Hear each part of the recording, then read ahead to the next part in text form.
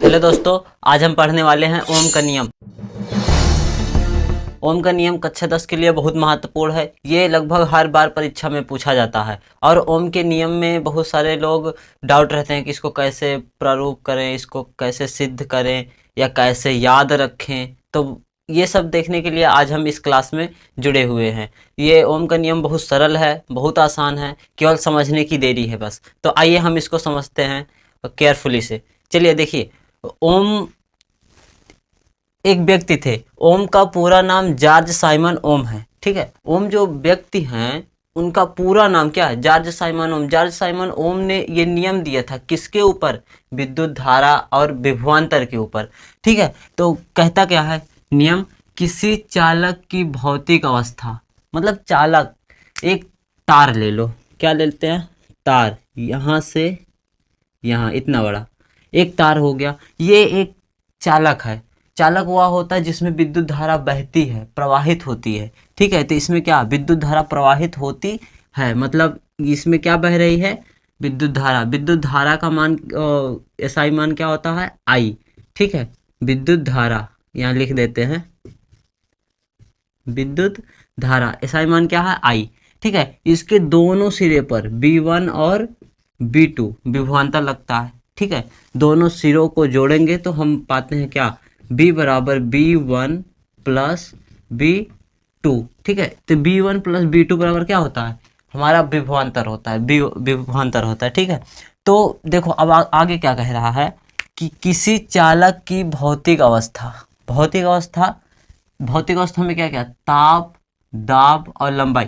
तार की लंबाई को, तार में जो दाब पड़ रहा है दाब को, और इसमें बहने वाली धारा यानी ताप को क्या करें? अपरिवर्तित रखें। अपरिवर्तित मीन्स स्थिर रखें, इसको बदले ना। ठीक है, जितना है उतना रखें। तो उसके सिरों के बीच विभवांतर में प्रवाहित धारा, ठीक है, उसके सिरों के बीच विभवांतर में प्रवाहित धारा विभवांतर के अनुक्रमानुपाती होती है।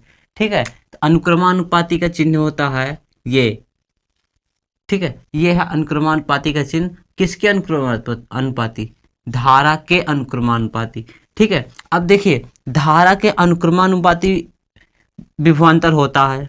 ठीक है, अब देखो B1 और B2 ये दोनों को मिलाएंगे तो धारा के क्या हो जाएगा? अनुक्रमानुपाती हो जाएगा। ठीक है, अब यहाँ देख रहे हो कि B1 और B2 को मिला देने तो क्या आ रहा है? B आ रहा है। तब यहाँ से B ये हो गया। ठीक है, और फिर क्या आ गया? I आ गया।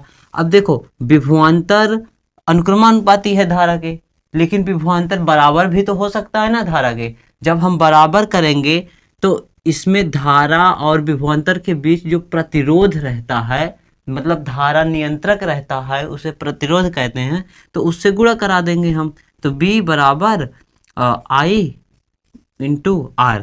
आपका यही ओम का नियम है, ओम का नियम। ठीक है, ये आपका ओम का नियम है। अब देखिए ओम के नियम से 2-3 सूत्र बन जाते हैं आपका। R बराबर होता है आपका, इधर देख लीजिए, R बराबर होता है प्रतिरोध।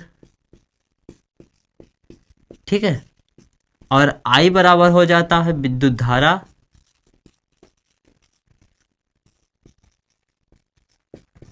B बराबर हो जाता है विभवांतर।